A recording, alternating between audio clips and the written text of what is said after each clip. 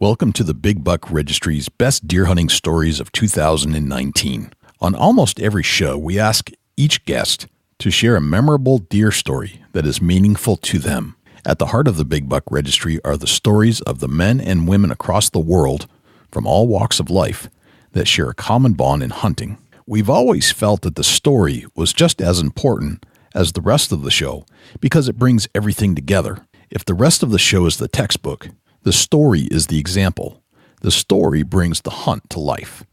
So we decided to go back through each show and put together a compilation of the deer stories told throughout the year and share them collectively. Here in part 2, we'll hear from Jeff Johnston, Scott and Seth Perkins, Richard Cook, Anthony Stallone, Harmon Carson, Allison Rauscher, and Phil Vanderpool. This is part 2 and our last episode of 2019. Cheers to a healthy, prosperous, and successful 2020.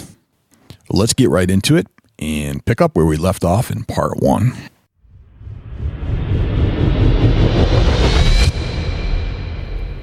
Number 7.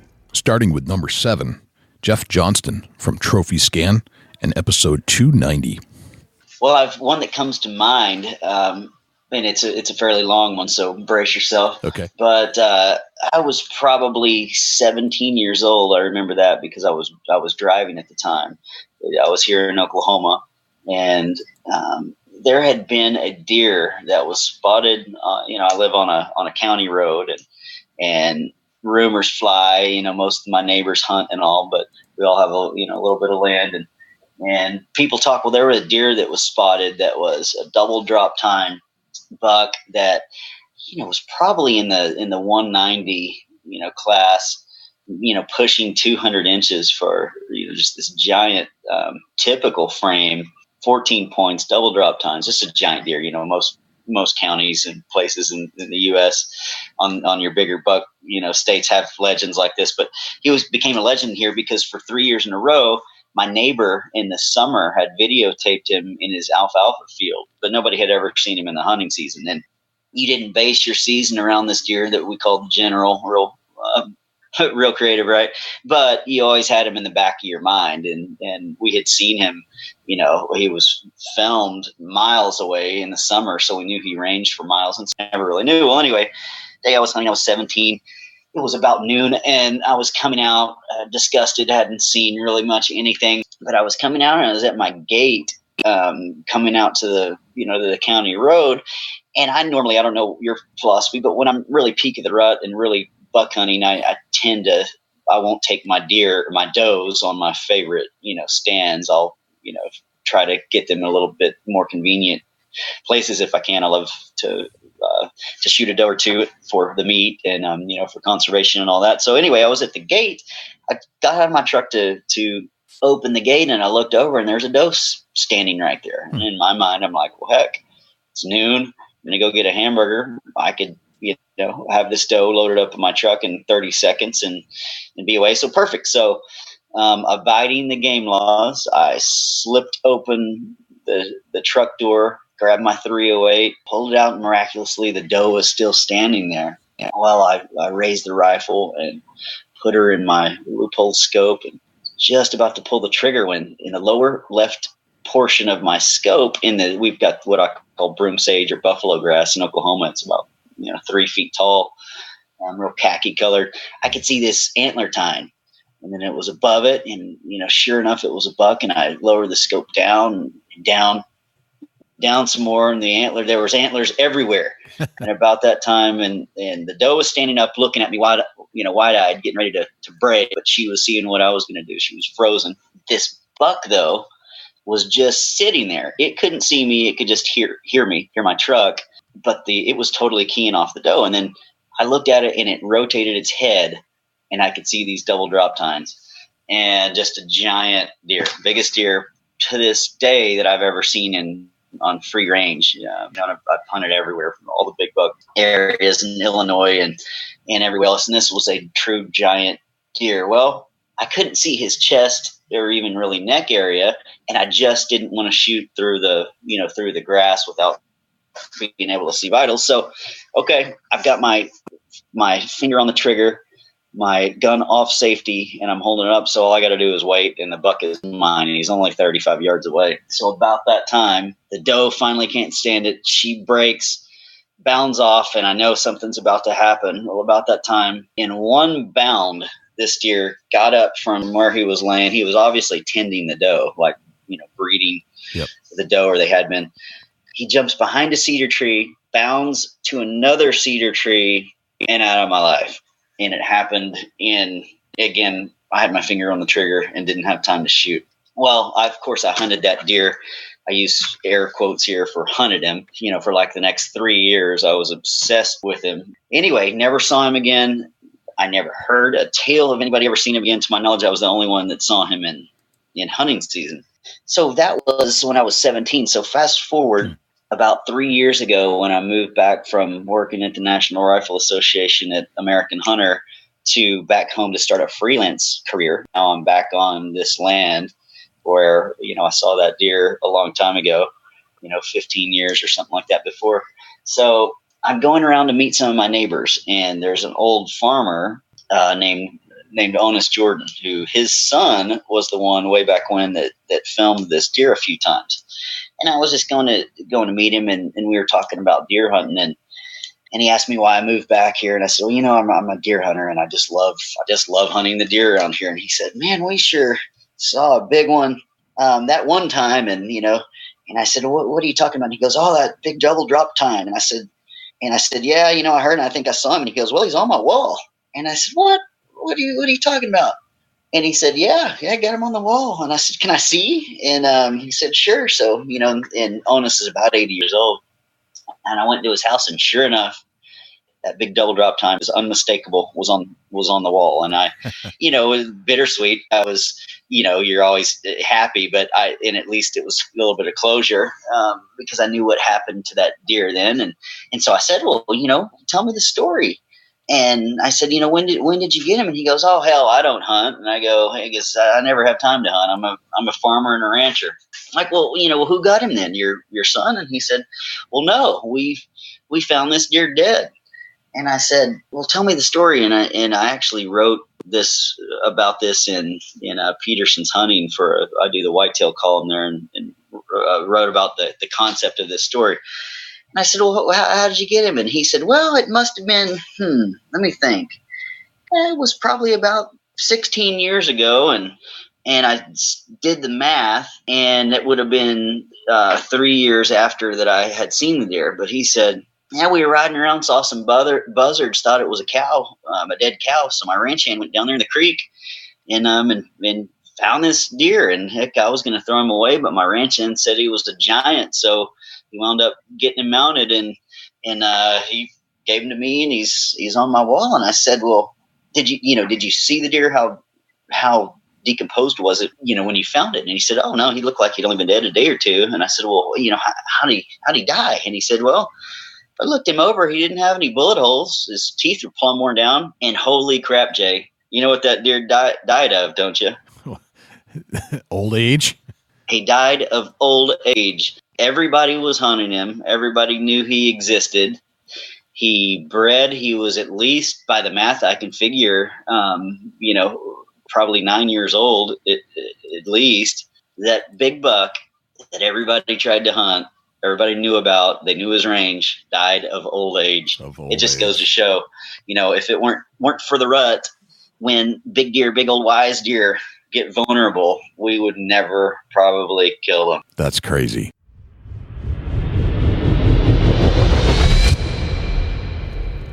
Number 6. Seth and Scott Perkins, episode 270. So we have a cabin located in the southern part of Ohio. Our family is originally from that area, Belmont, Monroe County. And our father went down with our grandfather. It's not the original Perkins family farm. However, it is located in the same county, where we were able to purchase some land very, very close to the Wayne National Forest. We were able to go down, and we bought a cabin that, it's like it's a 18th century hand-hewn beam log cabin. Wow, that's awesome. It's super cool. In the early 2000s, we went down, we dismantled this cabin, and we rebuilt it, re-erected it on our property. So we now have a 2-story log cabin. It's got it's got a wood stove, a nice little kitchen, some running water with a cistern type system in it. But that is the place that we go where we create memories that last a lifetime. So when Scott and I first started going down there, we've grown up hunting, Scott and I together our whole lives, whether it be, from Thanksgiving morning chasing cotton-tailed rabbits to, deer hunting. So, but that place has become so special to us because, we were able to build it with our dad and our grandfather. Now our grandpa has passed on, but we can go back there now, with our kids. So the one of the memories that sticks in my mind is when the first year that we had our cabin built, our brother-in-law went with us, and he shot on opening day, a real nice 9-point buck. And I still have the image in my head of that buck hanging in a tree in front of that hand-hewn beam log cabin, and our grandfather sitting on the front porch in his orange jacket. Nice. So it's like the memories, just to think, that you could spend together with family doing something that you love. And if you're successful, you bring something home, that just makes it all the better. That's awesome. Very cool. What do you got, Scott? Well, those are great memories. And I was just thinking about the fact that, both of us, having shot numerous deer. And one of the things for me and obviously with the trips to the southern cabin, the family is involved, which, that's, to me, that's the biggest aspect of hunting, is the fact that we can, enjoy the tradition of hunting, and then we can pass it along to the next generation. So I think about like going out with my kids and being with them when you experience them taking their first deer. I think, at least for me, trumps any time that I've really taken a deer myself. So I think about like taking my son out and, him, being, and so my son Brady, at the time he was only 8, but he's really big into survival and sort of outdoor lifestyle. So he had packed a backpack, and it included a field cooking kit. And in that particular hunt we were on, it was a warm day in late season. It was like around 50 degrees, and it made it very easy for him to sit in the stand. But we had a button buck come in and offered a perfect shot, and he shot it, and we watched it go down, and we recovered it. But then because of where you were sitting, Seth, we actually couldn't walk out because we would have walked over top of you, and we had about 2 hours. So we field dressed the deer, and then we took the heart, and we actually set up, and we because Brady had the correct equipment for it, we cooked the heart right there in the field. And I just remember sitting there, on that, leaning on our packs, and we could have been anywhere in the world on that particular evening. And we could have been at any point in time too. We could have been 150 years ago, sans the maybe modern day equipment that we were using. But the point I'm making is that it's a timeless tradition that you absolutely, in my opinion, can't get any higher, bigger high in hunting than involving the family and not only the generations before you, like our grandfather, but the generations that are coming after you. So for me, that's cloud 9 for me. Hey Jay, can I tell you a story about why not to take your wife hunting? Sure. Okay. So in 2012, I told my wife and I, we had just 2 kids at the time, and I told her, I was like, I'd like to get you into hunting, because it was something that I really enjoyed. And she had never gone before. So she's like, okay, I'll give it a try this year. So that particular year, I ended up shooting a pretty decent 9-point buck on opening day archery season here in Ohio. And shortly after that, I'm talking probably 3-4 weeks later, I started getting pictures of just an absolute giant non-typical deer on this farm that I was hunting. So I told her, I said, you need to go through through your hunter's education, and you need to get your hunting license, and I need to take you hunting and try to get this deer. So she did. She went to our local fin, feather, and fur outfitter. She went through the hunter safety course on a Friday night, November 11th. I'll never forget it. She borrowed my dad's Excalibur crossbow. I set a target up for her at 30 yards. We went out. She shot. We actually climbed up onto a steel flat roof building that we have here on the farm. She shot from the roof of that building. Nice. She shot 3 arrows. Never shot a crossbow before. So our goal was the next morning. It was a Saturday, November 12th. I was going to take her deer hunting. So 5 o'clock in the morning, my dad comes over to watch our 2 young boys, and we climb into a double ladder stand together. And at about 7:15 or so, a small button buck came through the woods, and she's like, should we shoot it? Should we shoot it? And I was like, no, let's just wait. It's too early. It's the rut here in Ohio. We got to just give it some time. Well, wouldn't you know it, at 7:45 that morning, she's like, there's a deer. And I look up, and this buck is headed right for us. Long story short, I filmed that entire hunt with my cell phone. And she shoots this deer 30 yards broadside, absolutely smokes him.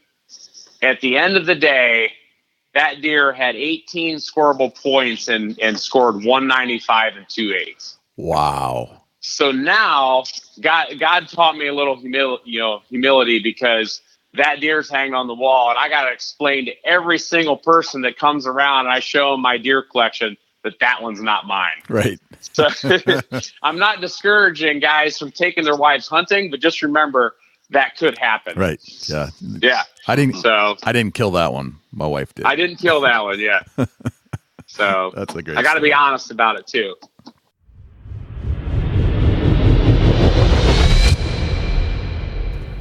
Number 5. At number 5, Richard Cook from Cook's Fatal Attraction, episode 289. So the one I was telling you was actually my deer scent. It was actually in 2006 when I harvested a buck here on the farm.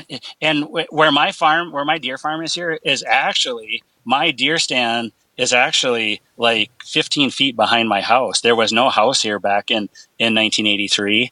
And that is where my deer stand is. And I hunted them woods. And then now that deer stand is actually in my deer pen. But anyway, to go on to that hunt there, way back in 2000, there was this buck that was just crossing the gravel roads here, and you would hear the neighbors talking, man, did you see that buck? I'd hear them talking to my dad and stuff, and my mom, and then I would always hear a lot of this like secondhand. Boy, 2:00 in the morning, and that's what I kind of like in the back of my mind wanted to call it, like the 2:00 buck. 2:00 in the morning, he would always just come run right across the road, and you could never get a good look at him. And everybody said, that big buck out there. So I bought this place in 2002, and in that year, I bought my first trail camera, and I stuck it up. And October 23rd, I got a picture of that buck. I had never, ever seen that buck, just heard about it. And here it was just he was about 210 pounds he would have dressed, and 13 points. And I want to say he was like 20 and 3/4 inch spread on him. He has a pretty good sized deer. And that was the only picture I got of him. And then he left. And I just kept checking that, probably more than what I should have. I would say probably once a week I would go out there and check that. And granted, I only had one camera. Well, I wasn't getting this picture. So, of course, I went and bought a second camera. And I put that up. And finally, on December 10th, I got a picture of him, and he was coming out of, there's about a 3-acre low spot here with cattails, and he was coming out of there. And then I go, I bet he's bedding there. And then every day he was coming out of there, but I shouldn't say day. Every night he was coming out of there. He was still holding true to that 1, 2 o'clock in the morning. That's when he would come out of there, and he would head to the north. And I know he's bedded down in there. On December 10th, he showed up, and he was coming through at about 2 o'clock in the morning pretty consistently. And this year, it was kind of a wet year. The moisture content was wet, and my dad had quit farming and took a job, so he rented his land out, and there was a cornfield back here, about a 5-acre cornfield, and that buck was going to that cornfield. And but still, 2 o'clock in the morning, and here I am going out when I can, usually a Saturday evening sit, and nothing. I mean, I never ever laid eyes on this deer, but I would notice, we had about 8 inches of snow. I would notice that this buck would always drag the tips of his rear hooves in the snow, and then there was a big track in there, and I was, wow, I wonder if that's him. So I moved one of them cameras to that trail of the snow, and that was him. And then later on in December, I was walking around in the snow there looking for that track, and I seen him coming out of a tamarack swamp, which is about 100 yards from that bedding area. So he had moved. He wasn't bedding. I wasn't getting him on that camera, and he had moved to this tamarack. In Minnesota here, December 31st is the last day of archery season. It was about 10 degrees out, and I went and climbed up one of my lock-on stands here, and it was pretty much a Hail Mary. I had seen that he had walked down that trail because of that dragging the back foot, and it was cold. I went out there about an hour and a half before dark, just on a long shot that, hey, he's got to be getting hungry. Went through the rut, and I could see on them last pictures that he had probably dropped about 30 pounds. So I knew he was going to need to get to that cornfield or some food source. And here, I'm just freezing up there on the stand and just waiting for, come on, get dark so I can go back to the house. And right. and I look at, I'm sitting there looking at my watch, and, there's 10 minutes left. There's 7 minutes left. There's 5 minutes left. And this was a really dark colored deer. And here he come. The trail that was coming by that way was my spot in my shooting lane was 22 yards. I've already played that out 1,000 times in my head. I bet I spent 1,000 hours looking at that computer and that picture of that buck. And here he comes. First time ever, so we've been seeing this deer from the year 2000. And this is 2006. I had his sheds from 2003 that I got right behind my house. And that's kind of an interesting story. I had walked out there and I had found one side, and I had a male black lab, and I was working the night shift, and he was out there with me. I found that one side of that shed. I come back in, went to sleep. I woke up and I looked here on the deck. He had laid the other half of that shed. He knew what I was looking for, I guess. He laid the other half of that shed right on my deck. So that was a great present. But crazy. But anyway, that buck's coming, and there's 5 minutes of shooting left, and he was just coming at a slow pace. He was an older buck, and he just had his head at that one position, didn't look up, just walking real slow. And when he got to my shooting lane there at 22 yards, I pulled back my old Browning Mirage. I don't know if you know what kind of bow that is or not. I pulled that back, and I sent that beam and arrow with a thunderhead right through his lungs. And like I had said, 10 degrees. After I shot him, I was so cold. I remember looking down at the ground. I was up about 15 feet. I remember looking down at the ground, and there was probably about 8-10 inches of snow. And I was so cold, I remember thinking, I don't even want to climb down. I just wanted to jump down to the ground. Right. But how cold I was, I figured, you better not. So I shimmied down that tree, and I couldn't wait to get back to the house here, grab my cell phone, and call my best friend, because me and him probably had 2,000 hours talking about this deer and, how I was going to harvest them and stuff. I remember picking up my cell phone, and between the excitement and the freezing, I dropped it about 3 times before I could call him.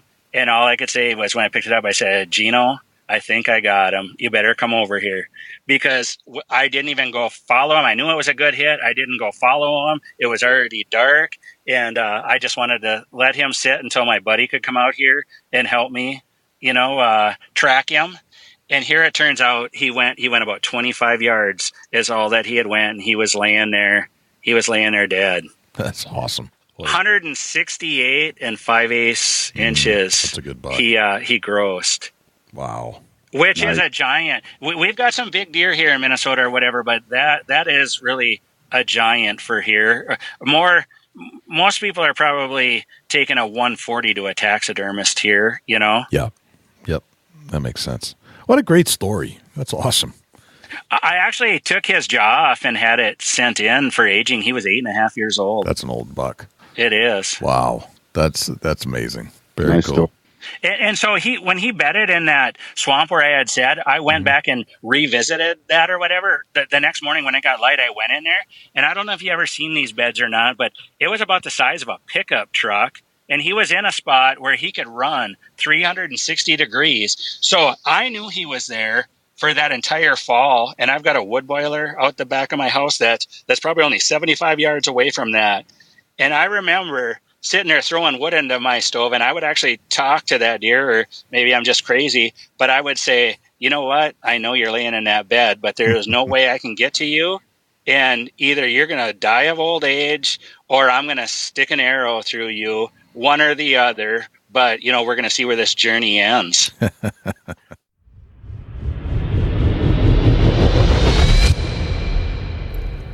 Number 4. Coming in at number 4, Anthony Stallone in episode 276. I'll give you a perfect hunt. And it's my all-time, right now, favorite hunt of my life. Okay. And it's got to do with my kids. And it's just like, when you're a dad and you see things, you picture something in your head that you practice and practice and practice, and then it all comes down and works out. And you're just like, I can't believe that just happened. This story has every aspect for it. So not last year, the year before, we both my boys drew a tag here in Arizona for Coues deer. And my younger son had shot a Coues deer the prior year with my cousin John. And my cousin John Stallone. I mean, yeah, absolutely. Freaking, yeah. He's phenomenal. He's a great hunter. He's a great guide. I mean, I can't say anything negative about the kid, just that he eats a lot. But he he just seriously, when it comes to hunting, if anybody wants to like really learn about Western hunting, I would say go look at his blog, John Stallone. I guess it's johnstallone.com. And he really does a good job of teaching. And he took my younger son, and he got him a Coues deer buck. So what was, disappointing was that my older son didn't shoot one prior to the younger son. So my older son was like, he felt like, oh, okay, my younger brother already shot a deer and I haven't. So my focus was to get him a deer first. Yep. So we went to Tucson, and I'll try to like make it as fast as possible. We drove up there early in the morning, woke up at like 3:00 in the morning. Yep. We're driving up, get to a spot that we go to that I've hunted in the past. And I kind of get to the spot and I say, hey guys, we're gonna look right here and we're gonna start looking for deer.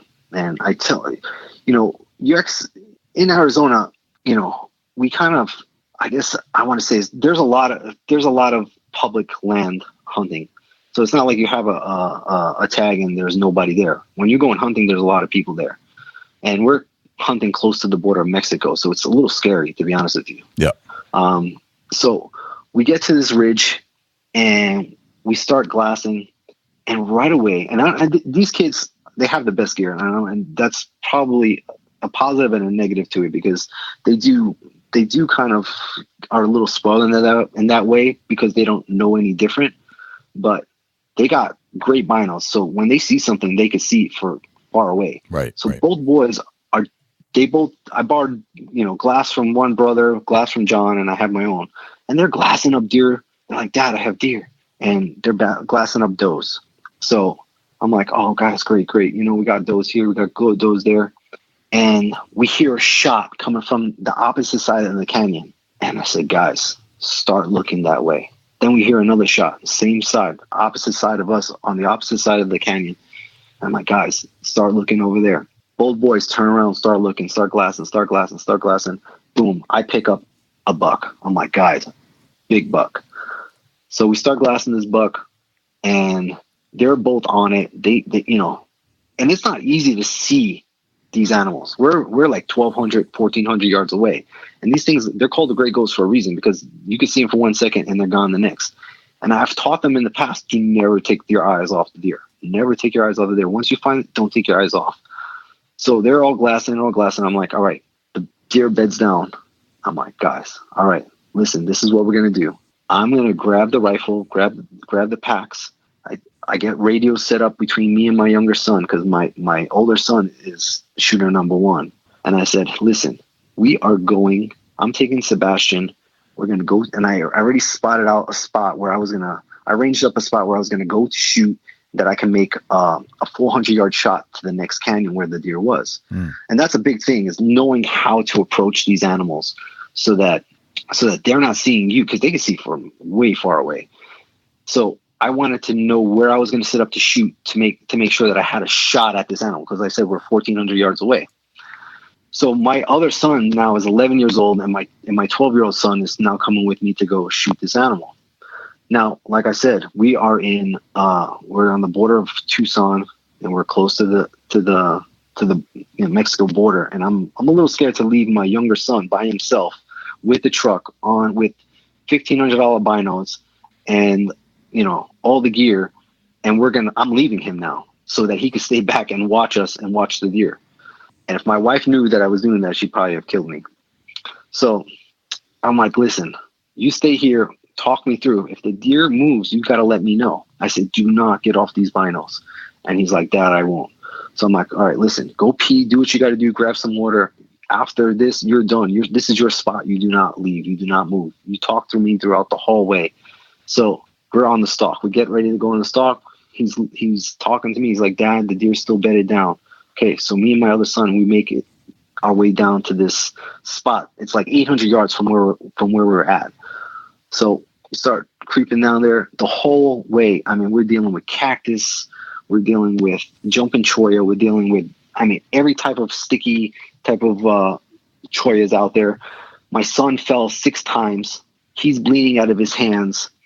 I'm no joke. I'm not lying. And he's a trooper. He's determined to get this deer, because he knows that his younger brother already shot one. So he wants to get it. So we finally get to the spot. And at the exact moment that I get to the spot, my younger son goes, Dad, he's getting up. I'm like, holy cow. And now usually you don't have that much time. Sometimes they get up and they take off and they go opposite mountain to get more shade, or they'll just like get up for a couple seconds and rebed. So I'm like, oh my God, now I'm getting like, this may not happen after this. He already fell. I fell. I'm bleeding out of my butt right now. He's bleeding out of his hands, and we're excited, but we're like hurting. I get the tripod down. I get the rifle set up for him, and we're on our way. And I said, all right, I pick up the deer in the binos, and I get him set up on with the rifle. And I'm like, hey, do you have him? He goes, yes, I have him. He goes, and now it's not easy to find the deer in the scope, but with all the practice that we have been doing, he's able to pick up the animal in the scope. Now, a key thing that I want to say to like a lot of people is that a lot of people do something wrong with the scope. They zoom in with the scope on the deer. You have to zoom out to find the deer. You can't have it zoomed in. Yeah, it's going to be far. It may look like a little ant in the scope, but you're not going to be able to find an animal with the scope zoomed all the way in. It's just the sight picture is too small. And a lot of people have, that's one thing that I teach is always keep it as far as possible and shoot it at like my scopes start at 4 and go to 16.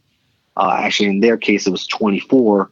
It started at 6 and went to 24. So I have them stay at 6, but I don't let them shoot at 24 because the sight picture it starts to move a lot. So I keep them at like, say about 14 to 16. So you don't see that wobble as bad. Does that make sense? Yep. So he zooms in on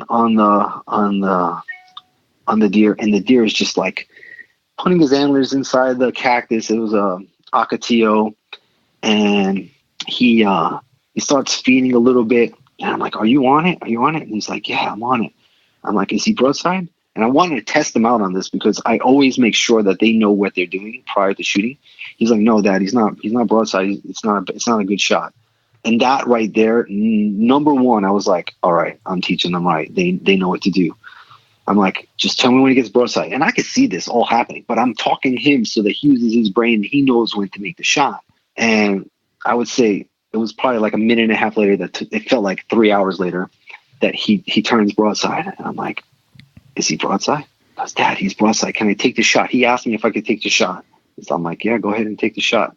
Now, my kids know that we don't ever walk in the field with the bullet inside there. So right now he's loading around, loads around, and now he's back on. And he's like, "Can I shoot?" We should have loaded around a little prior. Now he's not broadside again. I'm like, "Oh my God." Now I'm like sweating. I'm like, "Oh my God, is he going to get the shot? Is he going to bed down? Is he going to go over?" And I'm like, "No, take your time. Take your time." At this second, he takes his time. I'm like, "All right, now he's broadside." And he said, "Oh, Dad, is it broadside?" I'm like, "Yes, he's broadside." Now he's asking me because now he's getting a little nervous. So I'm like, "All right, are you able to take the shot?" He goes, "Dad, I got it. I'm perfect." Next thing you know, one shot.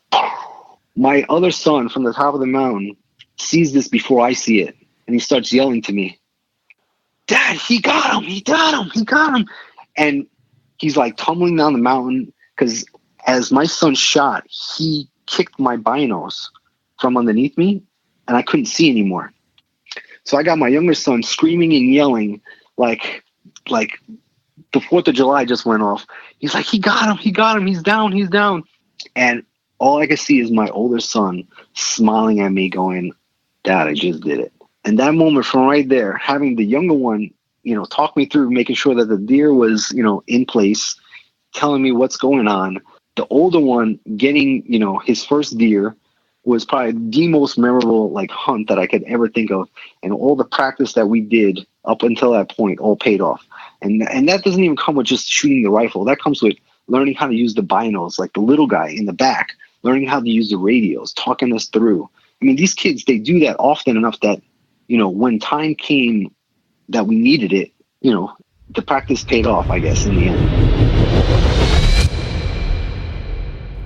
Number 3. At number 3, Harmon Carson, episode 274. It's anybody who knows me or has followed me or anything like that. Just about everybody knows about Jacob. And that's a buck that I hunted really, really hard. And that deer epitomizes everything that we've kind of discussed. The deer showed up on me 1 year in the summer, full velvet, really pretty buck. I hunted him hard, and it's a long story, so I'll try to make it a little bit brief. But just bring in some details, though. It's okay. Yes. So the first year, I had him in the summer. He showed up like 4 or 5 times, and then he disappeared. And I was like, "Where is this deer at?" And I couldn't find him. He finally showed up the first week in November, and he was in a edge of a thicket, or there was a ridge that had a thicket that was connected to a big swamp bottom, and there was a scrape line kind of on that transition, and he kept hitting these scrapes. So that year I was trying to figure him out. And that year he was a mainframe 10 with a split G2 on the right, making him an 11. And at the time, I mean, he was a really nice buck, but he really wasn't. He did not appear to be really old. He's kind of a lanky deer. And even, as he got older, he stayed lanky. But that year he was like 138 inch deer, just a really respectable buck. And I actually, December 12th, the deer came in, and it was right at dark. He came in, checked the scrape that I was hunting, and I could see the deer, but I could not. It was late enough I couldn't see limbs, and I shot him. And when I shot, I knew something didn't quite sound right, and I looked. I couldn't find my arrow. I found blood. We blood trailed him like 200 yards. It started pouring down rain. And anyway, couldn't find the deer, and I had no clue where I hit. I just knew that there was blood on the ground, and I couldn't find my arrow. And I was like, "What have you done? You have messed up." And so I looked and looked and looked. 2 days later, the deer shows up on camera, checking the same scrape 20 yards from where I shot him. From 2 days before, and he had a cut, a scab on the front of his hip. I had apparently hit a limb, and my arrow had deflected and stuck in his back leg. And the arrow wasn't there. He just had a hole. And so the deer started walking with a limp. Well, that's why I named him Jacob, because I thought of the story in the Bible where, Jacob wrestled with the angel, and the angel touched his hip, and he started limping. And so I named him Jacob. Well, I stayed with him the whole rest of the year, and I never could kill him, never could catch up with him. And when he lost his velvet, it even got down. Or when he lost his velvet, when he lost his antlers, I had videos of him with scabs on his head and a scab on his legs. So it was kind of cool. The following year, this is something I do in the summertime. If I'm trying to find a mature buck, I look for natural food sources.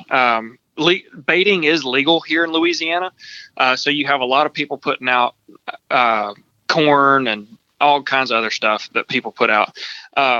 But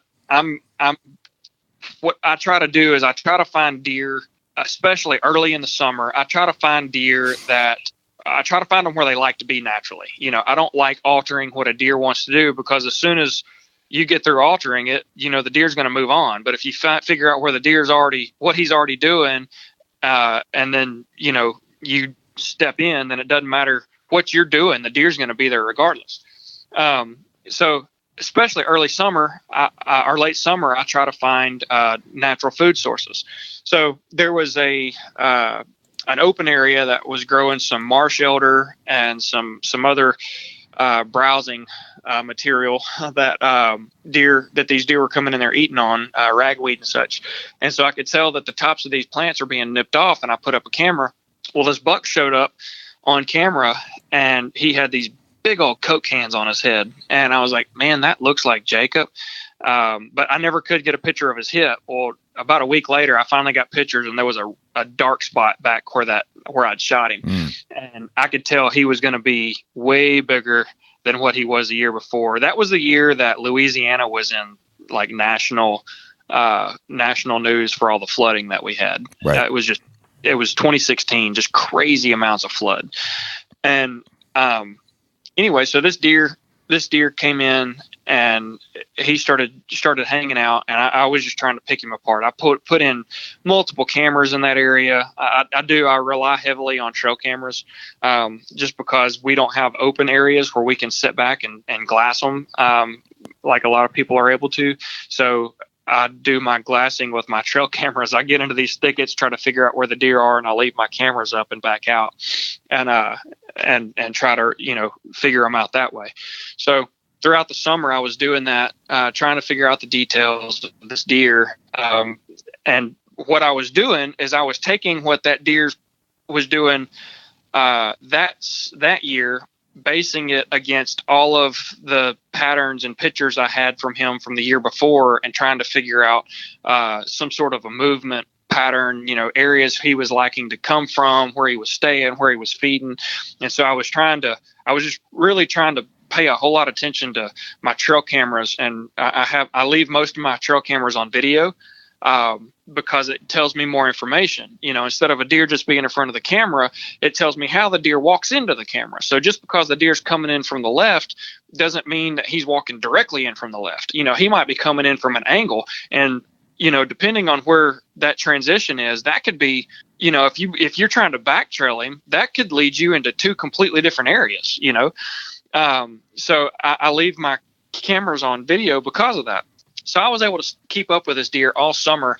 And as the summer developed or went on, this deer developed into just a brute, just a insanely large animal for this area. Biggest deer I've had on camera. And so he wound up disappearing on me.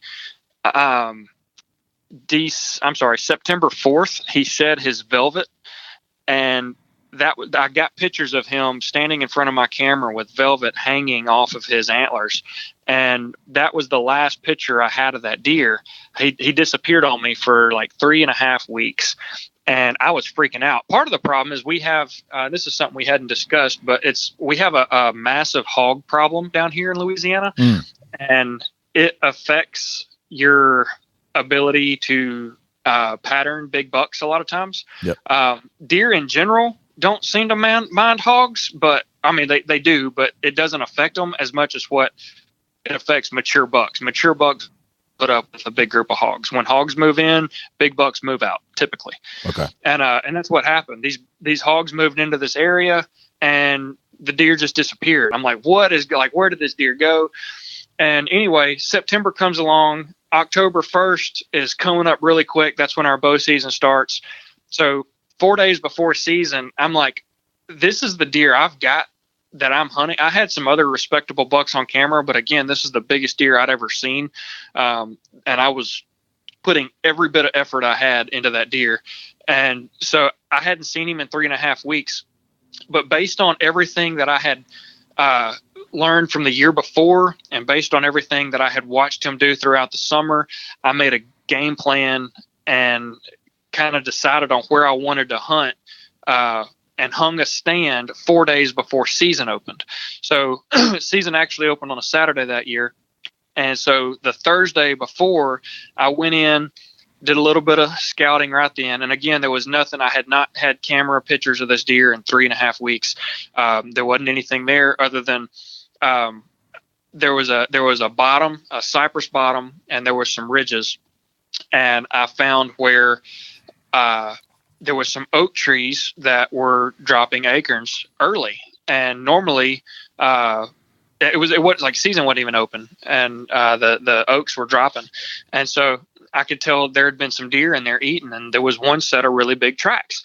And it was kind of like if you were to draw circles over his rut activity from the year before and his summer activity from the year I was hunting, and where the circles overlapped was kind of where those oak trees were. And I was like, this kind of makes sense.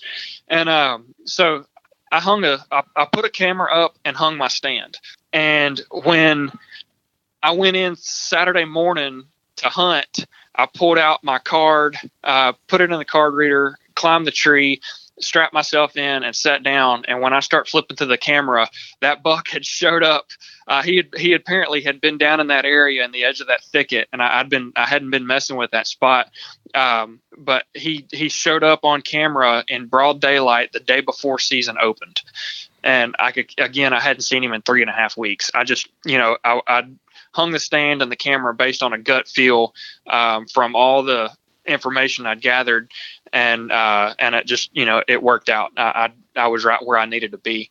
And so 3 days go by. The wind was swirling really, really bad, and like it would be perfect. I'd go in, sit the stand. I'd be sitting in the stand, and the wind would swirl, and it was just I never could get a consistent wind, and it was driving me crazy because of the way the ridges and everything were, being on the edge of this flat bottom. And I had hogs come through. I had other deer come in, and it seemed like almost everything was spooking, and it was driving me crazy because I'm like, I'm about to mess up.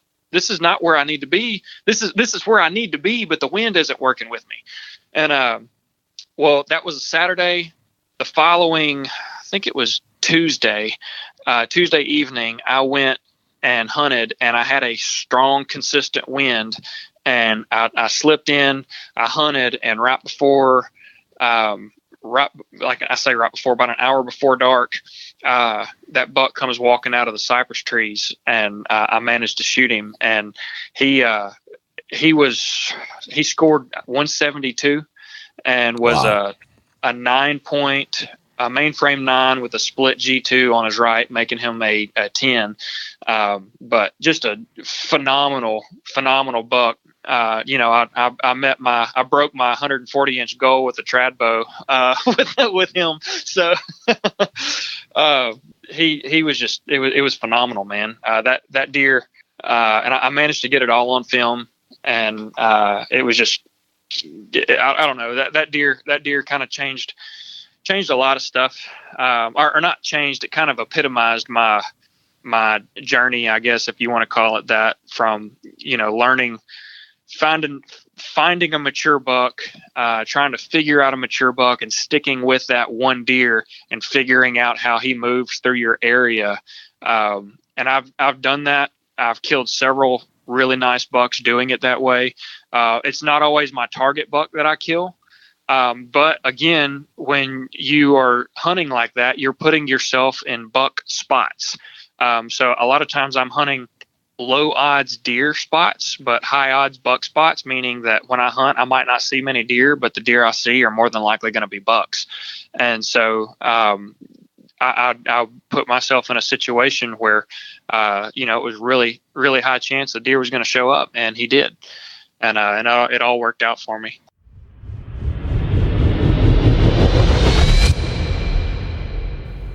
Number 2. At number 2, Allison Rauscher, episode 288. So I had hunted that morning, and I knew it was going to be an interesting day and probably a good day for movement because it was actually snowing here in Wisconsin. By the time that I was in my stand, I think we had probably got about 2 inches of snow already. I mean, wow. There was a heavy layer like within the woods, which made it gorgeous walking in early in the morning, when it's still dark. But, man, you can really see in the woods when there's snow on the ground. Oh, yeah. Snow and deer hunting is the best. It is. It's, which, you have, it's like a love-hate relationship because it's so beautiful. But, oh, my goodness, you get cold quick if you don't have the right equipment. Right. But, boy, do the deer stick out.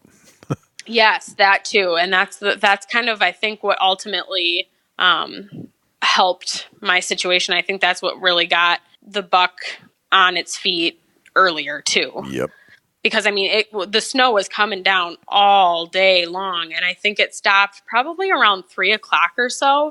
And then I spotted him at 5 o'clock. But anyway, so I walked in the snow, and like I said, there was a heavy layer already, like just on the trees and on the ground. And so I sat the stand in the ditch in the morning, and all I saw was a spike. I didn't see much of anything. And like I said, the snow was still coming down, and I sat there till about 10 o'clock. And then I decided to head out, and that's kind of when my dad came around and moved the stand, but it was still snowing, so I kind of was like, I don't think anything's going to really move during the day with the snow falling still. Yeah. And I thought to myself, I was like, rut's not in full swing. It's still really early, and I really think if they would have been moving, it would have been late morning. And I didn't see anything. So, I waited. I actually ended up just like staying at the property, and I slept in my car, took a little nap. And then, I went in around 2:30, and it kind of, it eased up a little bit, and I was in the stand. I was in the stand by 2:30, and then it stopped snowing around 3 o'clock. And, so then I probably waited another hour or so, and all of a sudden I saw a doe and a nubbin buck come in, and along with a little 8-pointer that was following behind him, and he was grunting at him and chasing him around, and finally he took off on his own, and the doe and nubbin buck just kind of hung around and milled around, and they were eating, and so I got busy watching them just because that's half the fun for me, is just being able to watch the deer like that. I just love watching them. So, it's a thrill. I mean, just to see their behavior and their mannerisms, see what they're going to do next and how they interact with each other. It's fascinating. Yeah. Well, and just like the different, you can tell like just their, like you said, their mannerisms and their behaviors, like certain things they'll do that it almost alerts you that like, oh, okay, there's another deer coming, or, you know, it's just cool to see how they interact with each other. But I was having fun just watching them, and about an hour goes by and all of a sudden I turn around because I could see the doe like kind of picked her head up and like looked over across the flat, and it was like a sudden like head or like a whiplash almost.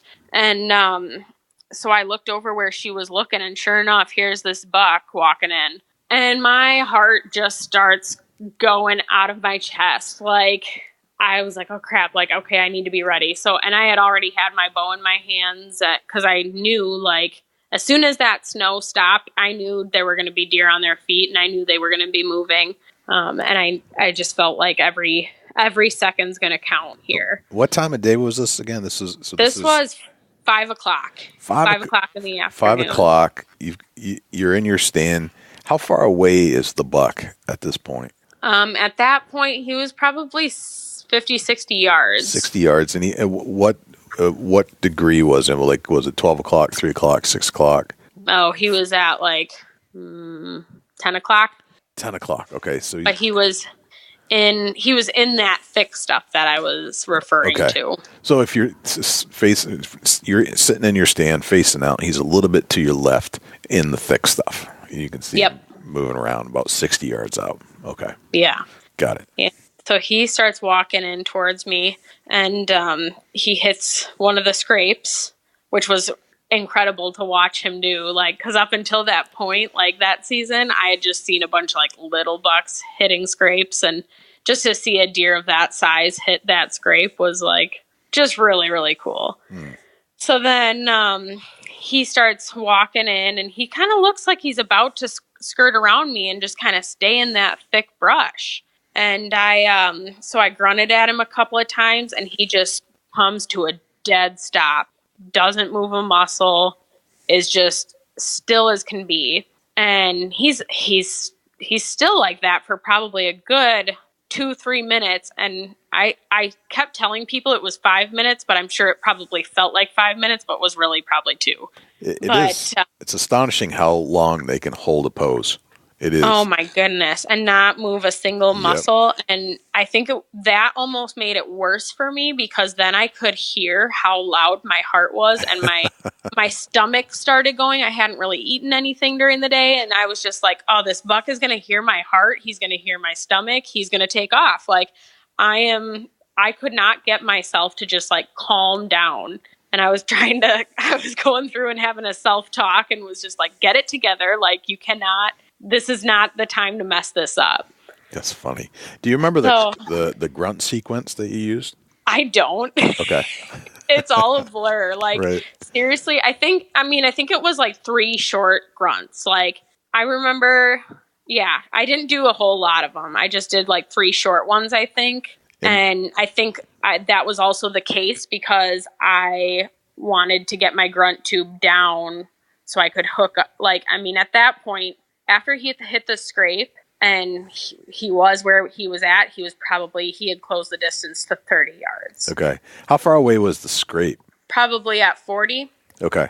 So he's coming towards you, and is it still thick in there, or is it starting to open up? Yeah. Okay. He was literally walking like the thick area just kind of lined the ridge, and he was just sticking right in that. Like, he was sticking right next to it, and actually after hitting the scrape dipped back into it.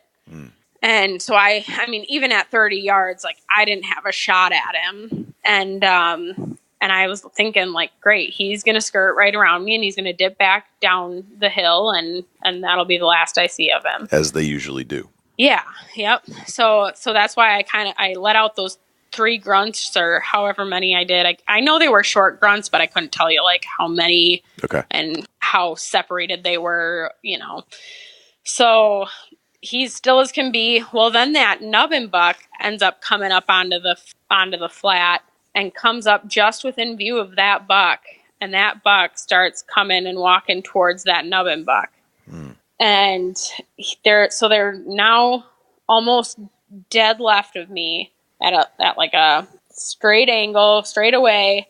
And I was like, okay, there's a tree to my left that has branches coming out. And I was like, either I'm about to put an arrow in a tree, or if he walks into this spot where there's an opening, I can probably get my arrow through there. Okay. I was like, but I was thinking, I was like, I got to be ready. Like, I need to draw back as soon as he steps behind this other tree ahead of it. And once he steps into that spot, I just need to let that arrow fly. And so sure enough, he ended up walking towards me and jumped this log and stepped right into that spot. And as soon as he stepped into that spot and opened up his shoulder, I just hit my trigger, and the arrow flew right through that area and hit him right in it actually hit him like, man, just right above the shoulder. I would say it was still in the shoulder blade. It cut through the shoulder blade and went down through his heart. Yeah. And then out his armpit on the right side. Gotcha. So it's almost like it. How high up were you? About 20? I was 15. I'd say about 15. Gotcha. So, and he was 30 yards out when you shot? No. He had, at that point, he had come to about 15 yards. So he's at 15 yards. You're 15 feet up. So you got a pretty sharp angle at that point. Yeah. And you're coming so down on the shoulder blade. Yeah, I see what you're saying. Yeah. Yep. So it went straight down through him and straight out the bottom of his armpit. And, but the arrow itself had broken about maybe halfway. So I could see the fletching sticking out of his shoulder blade, but I couldn't tell. I mean, he donkey kicked right away and took off, and I couldn't really tell what kind of penetration I got. And I had actually had a really bad experience last season where I was so confident that I shot a deer similar to him, and I was confident that I had a perfect shot on him and I was going to find him. And because the year previously had ran about 50 yards, swayed like he was going to drop, and then took off and kept running. And 400 yards of blood later, I never found him. And anyway, so I was like, after seeing my arrow sticking out of this deer, my heart plummeted, and I was just, doubting myself all over again and just kind of preparing myself for that anguish. But I saw him run downhill and lost sight of him. So that was the initial impact anyway. Gotcha. And just a side note, I know many a good hunter that have taken those shots and that you described, thought they had the kill, and that buck lived. And not only did it live, but it lived years beyond that, because the pictures of that same buck years later with the hole that had since healed over.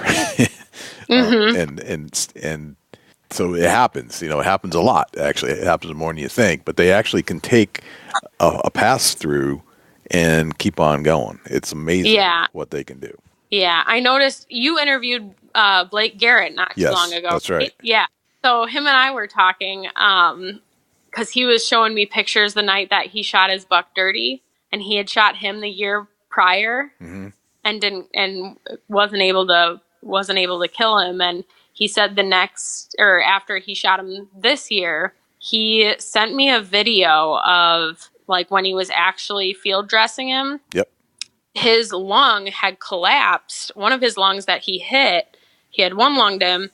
It collapsed and it almost fused to the side of his rib cage. And it's just like that deer was basically living on one lung. Right. And so, I mean, it's heartbreaking, but like I said, I mean, it's amazing what those deer can live through and what those bucks can survive. And they're tough, I mean, tough creatures. Nobody ever wants that to happen. And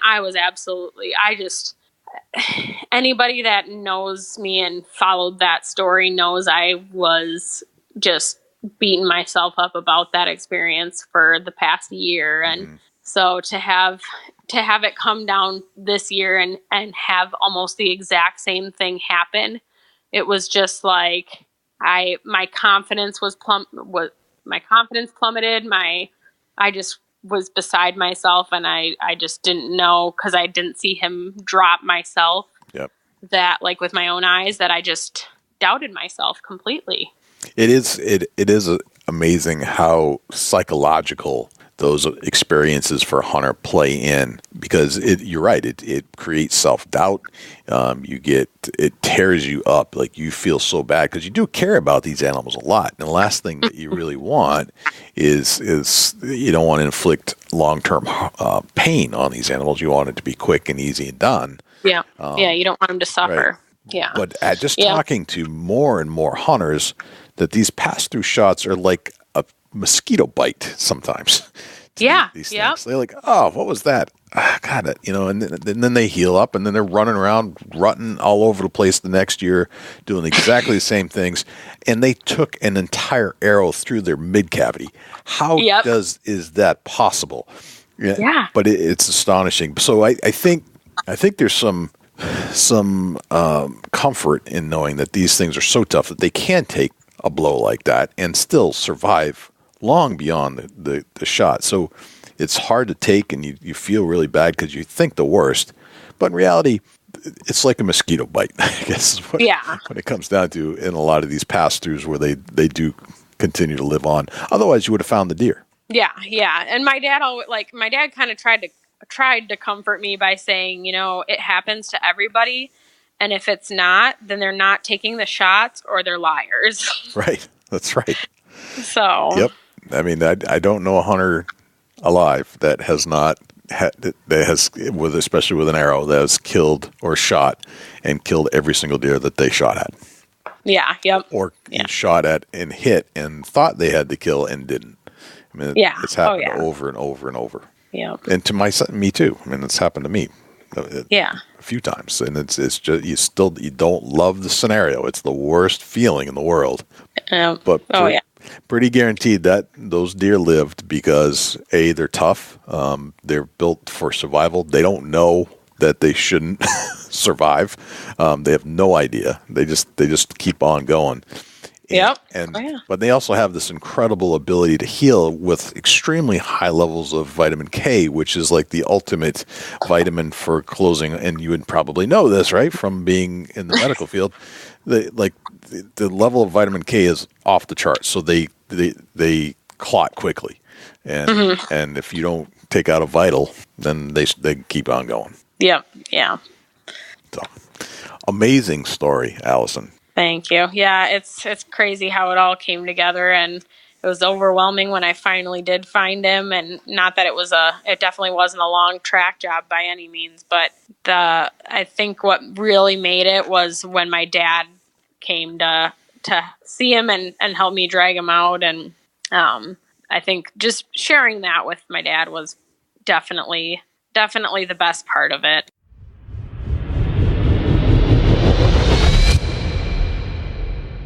Number 1.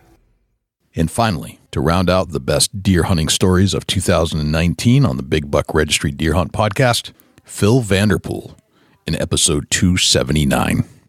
Well, okay. This right here is in my backyard, basically, right here at home. And this is a buck that I nicknamed Obsession. It actually started in 2015. I had 2 trail camera pictures, of which I don't have anymore because it was on an old computer and they crashed. A buck that I got in late season. I got 2, of course, they were nighttime photos of pictures of this big, huge 8-point frame buck. And, I thought, man, that's a good deer. Well, coming into 2016, I never had any more prior history of him in 2016, other than I had a friend later on in 2016. We got 1 trail camera picture of him. And from where that trail camera picture and where I'd got it in 2015 is probably, I don't think it's a mile apart. So I thought, this deer is something else. This buck Obsession. 2016 going into 2017, when I had the 1 trail camera picture in 2016, I didn't know if somebody killed the deer. It seemed like he fell off the face of the earth and wasn't going to get any more trail camera pictures. Come into 2017, I went down to this property that where I killed my first Pope and young whitetail. And I put a bunch of trail cameras out down there, which is about, I'm just going to make a long story short again, about 3 miles probably from where I got that trail camera picture in 2015. Okay. I put some cameras out down there because during turkey season, I saw 2 bucks, and I hadn't hunted the property in quite some time because the landowner had actually let a couple other guys hunt in there some. And it just seemed like they were shooting everything they could see, and I was a little more about management, trying to take care of the deer a little better as far as that goes. But I kind of quit hunting the property. But during turkey season, I was driving through there, and I saw 2 bucks, and one of them, this was in April, and he already had big, huge knobs on his head. And I thought, boy, I hadn't been back in here in a while, and I'd had a tree stand stolen off the property back there a few years before that. And so I thought, I haven't been back there in a while. I'm going to go back in there. Of course, I double-checked to make sure I still had permission, and obviously I did. So I went in there, and I hung these trail cameras up. Well, I didn't check the cameras until I went back in there, and I guess it was in August. And I'd hung one up, and I'd put it in video mode. And lo and behold, I got this gigantic 8-point, which I knew that as soon as I seen it, I thought, that's that same buck. And that's that same buck from 2015 and 2016. That's obsession. No kidding. And this deer, I just about flipped out when I seen it. It was daytime, and I don't know if he had been pushed off another piece of property or what, but there was other bucks with him, but he was in the lead quite a ways ahead of these other bucks. And I got this trail camera video of him, and I about flipped out. I said, oh my gosh, this deer. And I said right then, now the game has changed. This deer, I thought, I may be in his bedroom. Maybe this is where this deer's been staying this whole time. And I just got fortunate late season in December there to get a couple trail camera pictures of him, probably looking for the last few does or something, And I'm like, holy cow. Long story short, Rhonda and I, that's my wife, her and I started putting these trail cameras out. We put some blinds out, and I started running those cameras. Well, I didn't get any more pictures of that deer in 2017. I didn't get any more pictures of him. I thought, golly, until the 23rd day of December. And this is no lie. I had a covert cell camera up. I had a ground blind down there, and I had got up early. I don't know why. I hadn't even hunted this blind yet. And I got up. I thought, I'm going to go to that blind this morning. And I got up at cold front, moved in. It was cold and temperature was really cold. And I thought, boy, this would be a good time to go get in that blind. Well, just as I was getting in my truck, my covert cell camera went off. And lo and behold, Obsession was standing in front of that blind. The blind you're going to hunt. The blind I was going to hunt. And I'm like, oh my gosh. But here's the situation. If I'd have went in there, I would have probably bumped him then. That may have. Absolutely. Anyway, so that held me up from going in there. Now I went in there and hunted it another time or two. And I passed up a couple other bucks, but I didn't have him. Well, I think it was on January 2nd, covert camera went off, and there he stood, just breaking. I mean, not even enough. Probably wasn't even shooting light. You know how the black and white pictures are showing those coverts, and it's just, you could tell it's barely starting to break. Well, anyway, there he stood. He had already shed his right side. I'm like, I was just, and after the course of that, I started getting a few more visible pictures of him and stuff there. And I'm thinking, gosh, maybe this is his area. And there was a big, huge thicket back in there. And I thought, I have got to stay there. I bet anything that's his bedding area. Mm-hmm. Well, okay. I waited till I think it was about, let's see, I'm trying to think. No, let me back up here. I'm getting ahead of myself. Yeah. Well, you remember I told you I got that first daylight photo video of him going through there. Well, when I seen that, that's when I went back in there and I thought, I got to scout this out and see what's going on here. That's when I found the sheds, both sides, I found one side of his shed from 2016.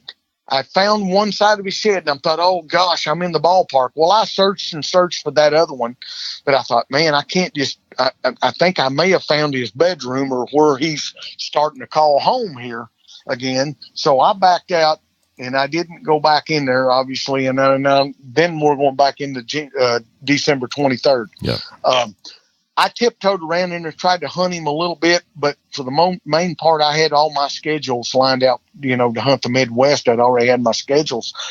And I thought, gosh, somebody probably killed him. And then when he showed up December 23rd, because we have a long hunting season. Our archery season is probably the longest in the nation, from that last week of September all the way into February 28th is our archery season. That is long. That is really long. It's way too long. They need to shorten it up and not run it into February, but that's another story. So anyhow, I had to quit hunting because obviously he shed the one side. I went in there that summer. I looked and I've looked and I did not find any of his sheds. I went in there one day and Rhonda and I went in there. We found some other sheds off some other bucks, but never found anything of obsession right off the bat there. And then I went back. That was in turkey season when we were kind of shed hunting right there in turkey season, scouting and stuff. Well, I went back because I left my trail cameras out. Just so you know, I put 14 trail cameras out on that 100 acres of property, and just left them out basically the whole year on trails where I thought he'd, come through the thicket or different areas of the properties. Well, when I went back in there in August, I had one trail camera picture because I didn't know there again if he survived, what had happened to him, if he'd left the area. One trail camera picture, July 22nd. And there he was just walking through real fast. I don't know there again if it's something, if it'd been jumped up or what had happened, but I got one trail camera. Well, that let me know that he was still alive. That was July 22nd. And that was the only trail camera picture. And I thought, and then it looked like in the picture, you could tell he had went from a mainframe 8 from 2015, 16, and 17 being a mainframe 8. Now it looked like I thought, could he have went to a 10 point? And I thought, well, maybe it's just as fast as he went through there, because the picture wasn't real clear. It was clear that you could tell, obviously it was him and it was his frame, but it was a little bit blurry because he'd walked through there so fast, but I thought, boy, it looked like maybe he's a 10 point. Well, I never had any more trail camera pictures. I had 3 cell cameras on the property going. And boy, nothing. And I was sick. Well, I'm in Nebraska. It's September 14th. I'm in Nebraska hunting up there. My cell camera goes off here at home. And lo and behold, there he was walking through the food plot that Rhonda and I had put in back there. We put us a little hunt plot back there in the corner of an old growed up field. I mean, done it all by hand and trimmed it and everything. And there that son of a gun was walking through there. I about fell over when I saw how big it was. And I was like, oh my gosh, this may be a game changer. And he showed up again that night, and I've got like 3 right in front of the camera. He showed up again that night, and he was right in front of the camera, and you could just see how big he was. And his velvet, strips of velvet was dried, but it was still hanging off. And I'm like, oh my gosh, this deer is something else.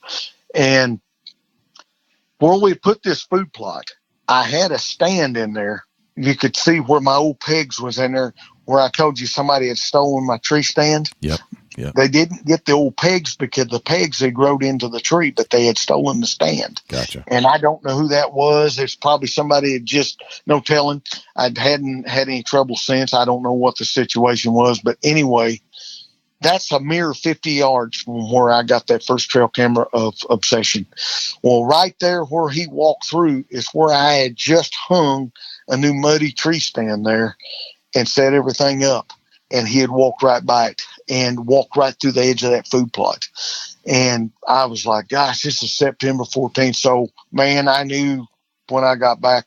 Well, when I got back in October, that's where I was tiptoeing around. I was hunting the ground blind and everything. The neighbors, I knew that the neighbors across the road there, I knew they knew that he was there. There was too much activity going into this old lock and key back in there, and I knew some guys were back in there hunting it. And I was like, oh my gosh, everybody knows that deer's there. I bet he's showing up on their cameras and stuff. And, right. well, he started coming to the food plot more, and I started actually. We're in September 1st here. We're allowed to start feeding here where I'm at, and I started putting some big time feed out in that food plot, and I think he was coming to the sunflower seeds late, and I'll tell you why here in a minute. But long story short, he started frequenting, but it was all still nocturnal. All nocturnal stuff that I was getting. The first picture I got in September 14th, he was traveling pretty hard, and it was 8:14 in the morning or 8:15 in the morning on September 14th. He was traveling through there pretty quick, and I was lucky. I felt like that camera picked him up. I felt very fortunate, but because that's about 33 yards and where he was standing is probably about 30 yards from where he was traveling up through there. But that camera picked him up that far away, and I was like, oh my gosh. So I felt fortunate, but I started putting my time in, tiptoeing around, trying to hunt him. I still wasn't. He would show up the one evening that I was going to go hunting, and my nephew called me, said, Uncle Phil, I got a ball game tonight, and he's a senior in high school and one heck of a ball player. He's like 6'6". Yep. And so I said, all right, we're coming to the game, buddy. So I went there to watch his game. And wouldn't you know that when I pulled into the parking lot there at the gym, my phone went off, and there what the session was in the daylight, standing right under my muddy tree stand. Of course. Oh my gosh, the one and only time, because you guys got to understand, it's 3.5 years, and that's the first time that's ever happened. And I'm like, oh my gosh. I started putting my time in, but muzzleloader season was getting close. We opened up, and I'm shortening it up here for y'all, but I was wanting Rhonda to hunt him as well as I do. And she said, nope. She said, you've put all these years into this deer, and you're going to hunt that deer. And she had just started hunting, by the way, just so you know. Okay. Rhonda had just started hunting the late season. She killed her first buck with a crossbow, and that hunt's going to be that hunt. Air. No, it's already aired. We already aired that hunt. She killed her first buck with Cam X crossbow in December right there, and she had started hunting, and I was wanting her. I was really honestly wanting her to shoot Obsession, and she told me, she said, I'm not worthy of that deer. I have not put my time in. I've not put my time in yet, and I don't think it's right for me to go kill that deer. I said, it don't matter. We're doing it together. I'll video you. Nope, she wouldn't have no part of it. No kidding. So I said, all right, I'm going to go kill this deer. I'm going to do it myself. I'm going to self-video. I'm going to do everything I can. October 20th, I went in 2 hours before daylight, going in on the dirt road to where the property, the main, it's a county road that separates the two properties. I met the guys going in. It's opening day of muzzleloader season. Well, we have to wear hunter orange. Yeah. And I'm shortening all this up, but I was going into the stand. I'm going in 2 hours early. Well, the guys must have had the same idea as I did. I'm like, oh boy. Well, I'm competing. I'm bow hunting, and they're muzzleloading hunting. Right. And right. I've got my hunter orange on. I had Rhonda to drop me off. I wanted to walk in. I wanted to and get in there as early as I could. This is an all-day set. Well, long story short, I sat there all day. He had been there. I don't think he had showed up that night, but the day before he had showed up. So I knew that he might possibly be in the area. Yep. So I got in the stand, and I sit there now. I mean, this is 2 hours before daylight. I sit there and I can hear some deer out in front of me in the little bitty hunt plot there, the food plot and stuff. I can hear some, activity. Of course, I can't see anything, and I still don't know what went on there. However, I did have a buck or two come up and show up on the cell camera, because I had a cell camera there. Well, long story short, there again, I sat there all day, had some interaction, still nothing to do with that, with, nothing with him. No shots, though. That was a good thing. I didn't hear any shots that morning. No, anything closed. And I'm thinking, well, nobody's shot him yet. You know, I'm thinking there's still a chance. Isn't that funny how we count shots? Like, I wonder. Yeah. I mean, everything and I'm passing up these little bucks that's coming through. I think I had 3 or 4 different encounters, and finally it's that last hour. That last hour. And there again, I've been there all day long. And this is early, still getting enough daylight. I've been there 12, 14 hours, I don't know, in that tree stand. And then I didn't even take anything to eat because I didn't want anything to interrupt my hunting. So I'm sitting there and I've got cameras setting out everywhere, trying to video myself. I got my ritual and my elite ritual bow hanging there, and I'm just sitting there, and all of a sudden I hear a muzzleloader shot right up above me up there. It just about, I jumped plumb out of my seat, and I'm sitting there, I'm going, you gotta be kidding. And then I'm sitting there, and I just had this sick feeling come over me. I thought, oh my gosh, somebody's killed him. Right. And about that time, I heard another one went off. It was time that they probably had reloaded. Yeah. I thought, oh my gosh, what's going on here? And I could tell that second shot, they probably had walked up. It sounded like it had more or less probably walked up and finished the deer off. Yeah. And I'm thinking, oh, that's it. I was just sitting there, and I sat there for about 10 minutes, and I grabbed my dual grunt call, my stretch back, and I don't know. I hadn't even tried to call or do anything. I was just trying to be staying positive. Surprise, if you will, on that deer. Yeah. I was just thinking anything that I'd done would probably spook him off. Well, I just grabbed the call and I just hit it about 5 or 6 times, just I've drawn out a couple long ones, short ones, and I just hung it back up and sat there, and I said, yeah, I'm just sick. And I don't remember. I had turned the camera on or something there and doing something, and I'd looked at a camera, and I was going to say something like, man, I'm sick. I'm thinking that, I think somebody may have just shot him, and about that time, I caught a little flash of something out of the corner of my eye, and I hadn't done hardly any trimming.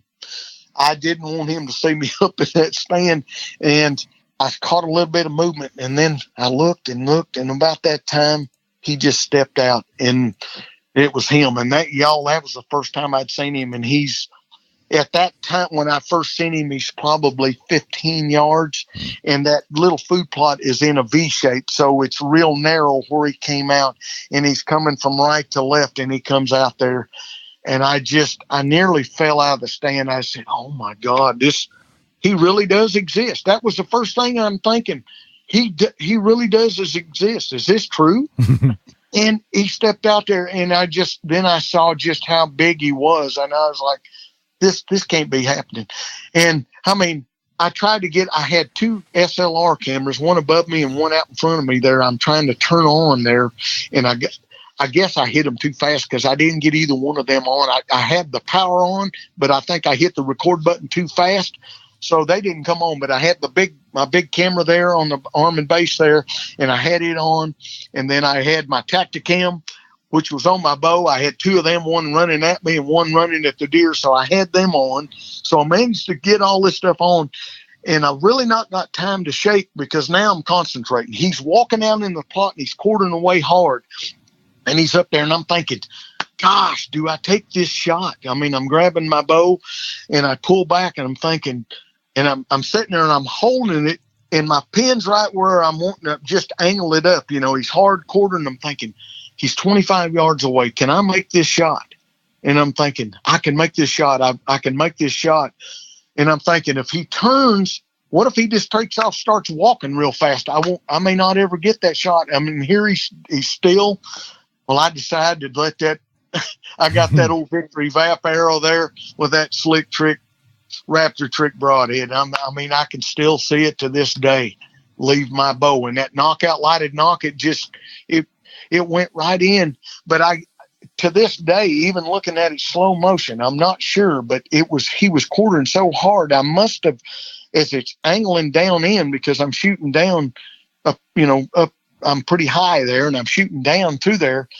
All I can remember is when I shot and it hit him, he just goes down right there. He went down and I'm like, what just happened here? I'm thought, holy cow. I knew that I'm looking at him and he's down on the ground there. And of course I'm trying to grab another arrow, and get it into him. And by then he's over in front of I've got a covert cell cam over there on the other side of me, facing back toward me there. And by then he's over there almost under there and he's trying to get up, and I get another arrow. And by then he's there just laying there, and I shoot. I went ahead and I had a perfect shot. He's like 33 yards there. I went ahead and stuck another arrow in him. By then though, he was already expired. And I thought, well, because I knew obviously I didn't hit the backbone. To this day, I do not know what that arrow did, but it went in him. And when I got down, to make a long story short, the arrow was perfect up in the vitals, up in his lungs there. It angled perfectly, but the only thing I can think of is it must have hit something and just, deflected off a backbone or something in there to drop him in his tracks like that. Right. Because by the time the second arrow got to him, he was already done, and that's probably a period of 8-10 seconds. Wow. But here I was hysterical.